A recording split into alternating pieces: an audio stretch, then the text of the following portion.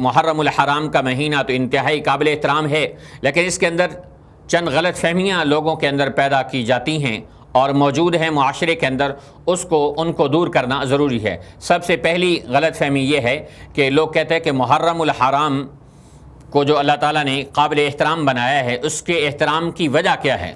عوام الناس میں تو یہ مشہور ہے کہ محرم اس لیے قابل احترام ہے کہ اس میں حضرت حسین رضی اللہ تعالیٰ عنہ کو اللہ تعالیٰ نے شہادت کا جام پلایا۔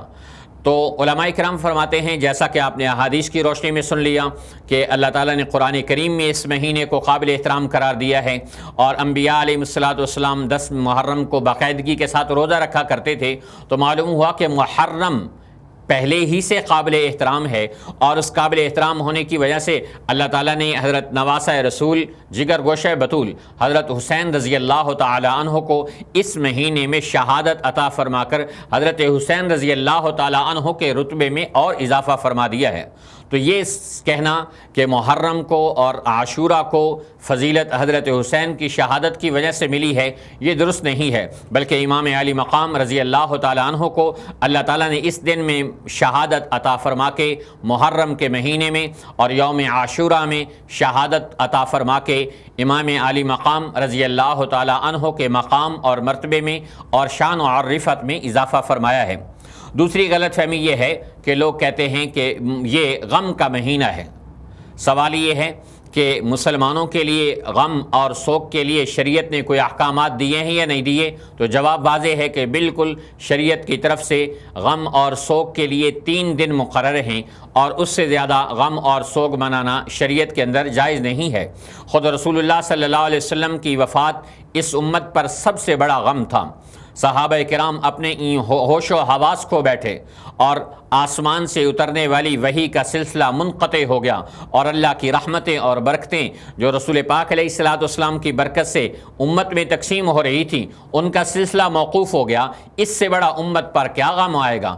اس سے بڑا امت اور کس صدمے سے دوچار ہوگی؟ لیکن رسول پاک علیہ السلام کے غم کو غم نہیں بنایا جاتا۔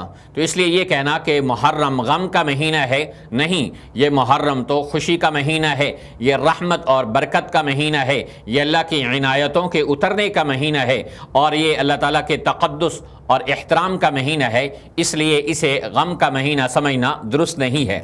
ایک اور چیز ہے کہ کیا یہ نحوست کا مہینہ ہے؟ کتنے لوگ ہیں جو محرم کو نعوذ باللہ نحوست والا مہینہ سمجھتے ہیں، اور اس میں کوئی کاروبار شروع کرنا، خصوصاً شادیاں کرنا بالکل ناجائز سمجھتے ہیں۔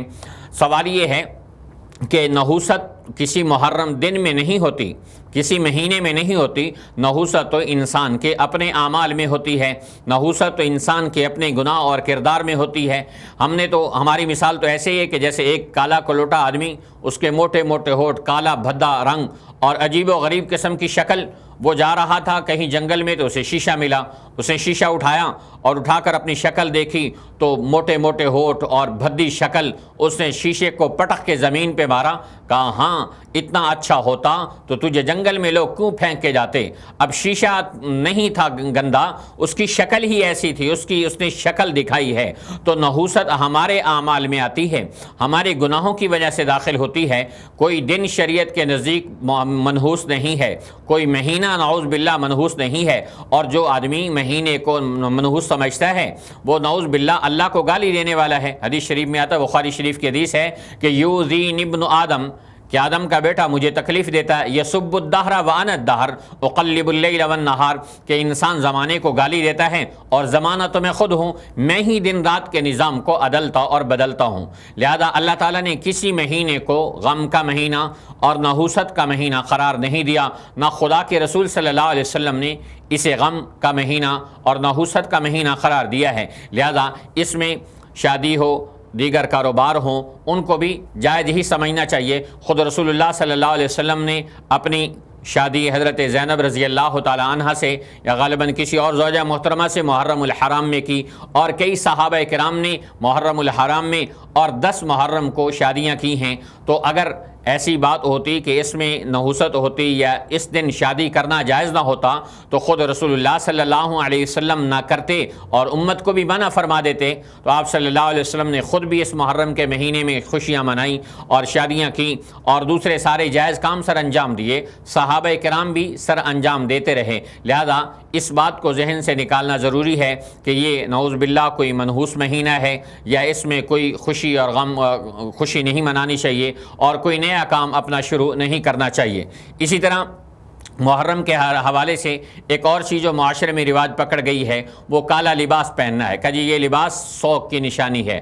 سوگ پہلے بھی عرض کر دیا، شریعت کے اندر سوگ 3 دن سے زیادہ منانا جائز ہی نہیں، اور یہ ہماری مثال تو ایسی ہے کہ جیسے ایک آدمی ہندوستان میں پہنچا، ایک پٹھان کابل کا ہندوستان میں پہنچا اور دیکھا کہ لوگوں نے کالے لباس پہنے ہوئے ہیں اور بڑے غمگین شکلیں بنائی ہوئی ہیں۔ اس نے پوچھا بھائی کیا ہوا؟